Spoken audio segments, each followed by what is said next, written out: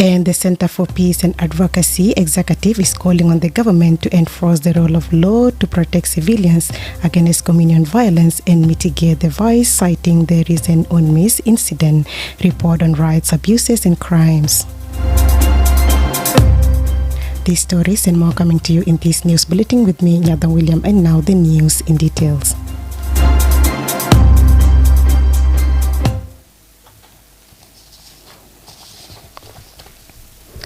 Authorities in Abia Special Administrative Area have reported the killing of 2 civilians by suspected armed youth from Twitch County and a tribal militia group from Ajakwat last week, an accusation Warab government denies.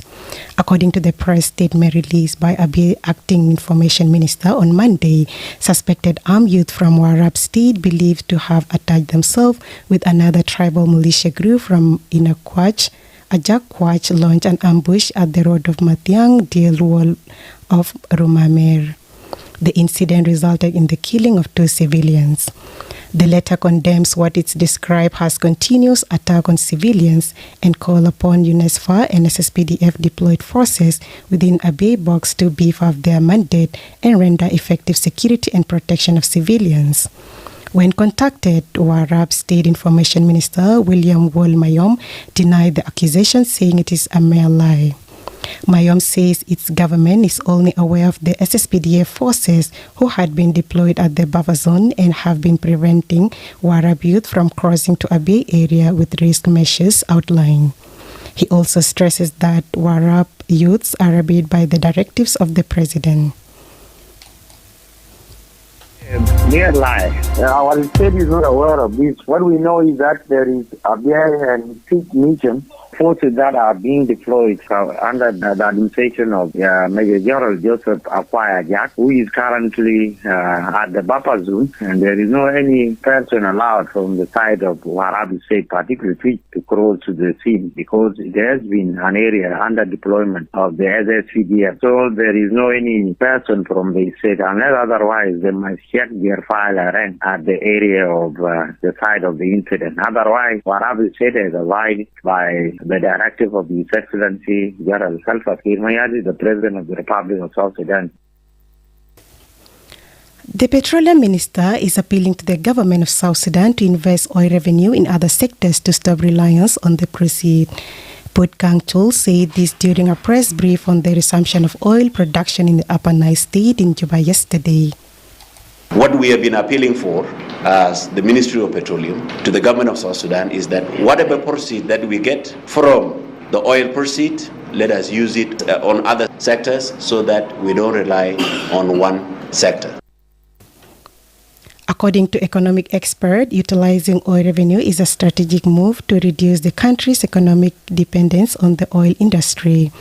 A latest global report on energy capital found out that over-reliance on oil leaves the economy vulnerable to price volatility in global oil markets. It suggests oil-dependent economies work to establish more resilient and sustainable financial structures. Investing in other sectors like agriculture, infrastructures, education, and manufacturing can create more employment opportunities. Challenging oil revenue into sectors like health and education can improve the quality of life for citizens, and also developing agriculture could reduce food imports and ensure the country is self-sufficient in feeding its population.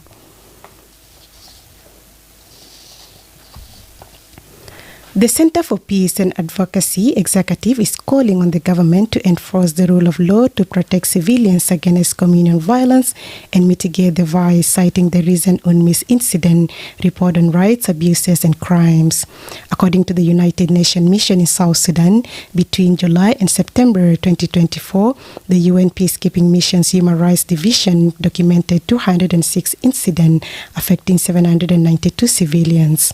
Among these, 299 were killed, 310 were injured, 151 were abducted, and 32 were subjected to conflict-related sexual violence. The Center for Peace and Advocacy Executive Director Ter Manyang Gadwe said he is deeply concerned about the government's silence as if nothing is happening in the country. Manyang says such action undermines public confidence in the government, leading citizens to feel as though there is no one to protect them. Ter voiced his concern on record and in a written statement seen by iRadio today. The government need to ensure that the law conform to international human rights standards, effectively protecting citizens from abuse, violence, and crimes. Strengthening institutions by bolstering the human rights frameworks and institutions. Government cannot just improve oversight and reduce the risk of the violence. Protecting human rights, government should proactively protect human rights and supporting initiatives designed to prevent abuses. Providing access to justice to all citizens. Providing access to justice, justice mechanism that ensure the equal justice for all individuals is essential for the government. The government is having obligation to protect any South Sudanese citizen from danger. You are still listening to iRadio 1 o'clock news. The Ministry of Interior has cancelled the order by the Director of Traffic Police reducing the driver's license validity period from 5 years to only 1 year for nationals and 6 months for foreigners. The order issued by the Office of the Inspector General of Police on Tuesday came following a meeting between officials from the Parliament and the Interior Ministry over John Accords' unilaterally decision to amend changes in the issuance of driver's license last Friday. The move sparked a public outcry with prominent human rights activists Edmund Yakani and Godfrey Victor boldly rejecting the changes, citing it's a violation of the traffic law and constitutional provision. In a statement yesterday, the spokesperson of the National Police Service, Colonel John Kasara, urged the relevant agencies to adhere the directives reinstating the previous driving license validity period and the license fees.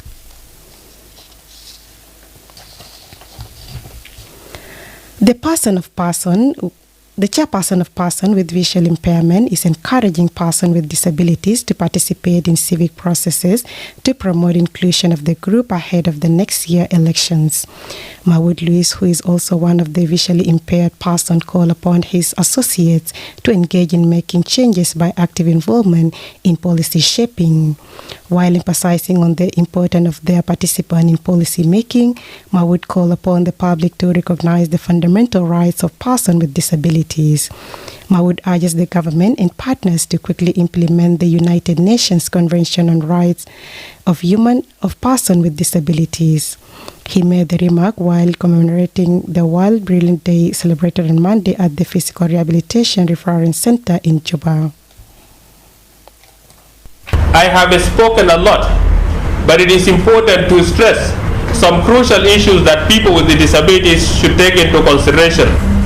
Participation in civic processes is crucial for persons with disabilities, including participation in election, representation in different associations, and participation in the community as a whole, while maintaining that persons with disabilities have the capacity to live independently, but still have the right to be included fully in the community.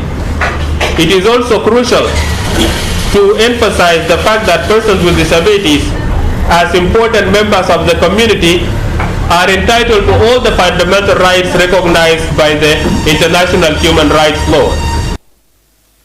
From his part, Jonas Sabri, a visually impaired youth advocate, asked that the voice of persons with disabilities be included in the permanent constitution-making process and appealed for consideration of the affirmative action.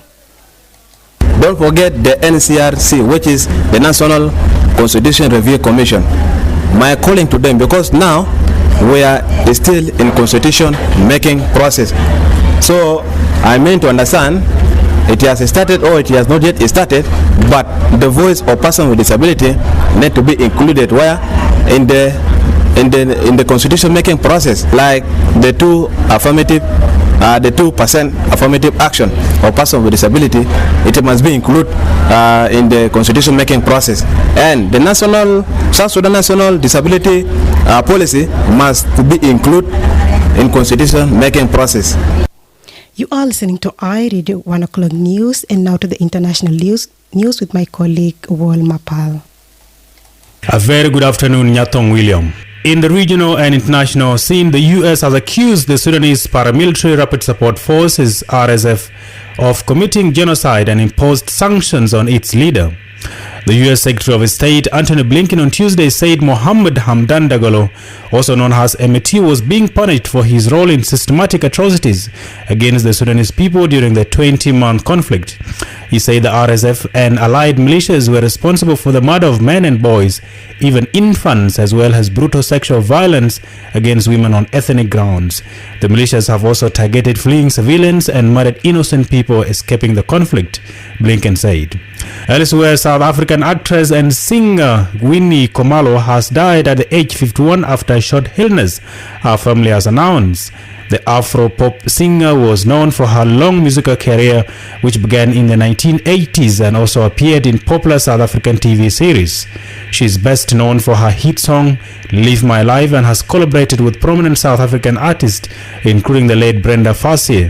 Her sister Tshepi Akepile said the singer died on Tuesday on the way to hospital. And finally, a prominent Nigerian atheist who has just been freed after serving more than 4 years in prison for blasphemy is now living in a safe house as his Lego team fear his life may be in danger. Mubarak Bala, 40, was convicted in a court in the northern city of Kano. After a surprise move, he pleaded guilty to 18 charges relating to a controversial Facebook post shared in 2020. Nigeria is a deeply religious society, and those who may be seen as having insulted a religion, whether Islam or Christianity, face being shunned and discriminated against. That's all I have from the regional and international arena. Back to you, Nyathong William. Thank you so much, Will Mapal. And up next, sport with Lasuba Memo.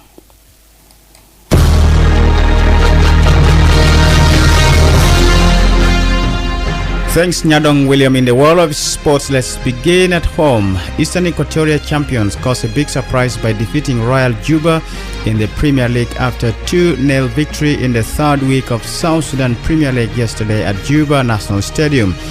Young Stars Storit took the lead at 36 minutes through Ladu Pellegrino in the first half before the same player doubled the lead at 56 minutes in the second half. And for today's game, Jamus FC Juba will host Olympic Rank at 3 p.m. at the Juba National Stadium.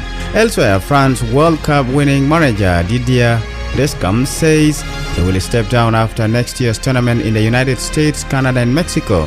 The 56-year-old is France's longest-serving coach, having been in charge since 2012. He led Les Bleus to victory at the 2018 World Cup in Russia, as well as reaching the final of the 2022 tournament in Qatar and Euro 2016 on home soil. France have yet to begin their 2026 World Cup qualifying campaign, with their group dependent on the result of their Nations League quarter-final against Croatia in March. Tottenham have triggered an option to extend forward Son Heung-min's contract by a year until the summer of 2026. The 32-year-old joined Spurs from Bayer Leverkusen in 2015 and has scored 169 goals in 431 appearances for the club. The South Korea international has 125 goals and 68 assists in 320 Premier League outings. Finally, Great Britain's Harriet Dart and Billie Harris have reached the final round of qualifying for the Australian Open, but Heather Watson was beaten at Melbourne Park. Third seed Dart, who has recently slipped out of the world's top 100, fought back to beat Australian teenager Taylor Preston 6-7, 7-9, 6-1, 6-2. Harris, the last British man left in qualifying, needed just 70 minutes to race past Spain's Carlos Tabena 6-1, 6-2. That's all in the world of sports. Back to you, Nyadong William.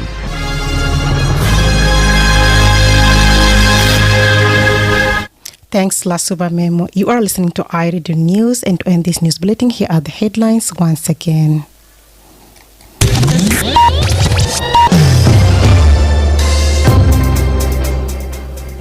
Authorities in Abyei Special Administrative Area have reported the killing of 2 civilians by suspected armed youth from Twitch County and a tribal militia group from Ajakwaj last week. Accusation Warab government denies.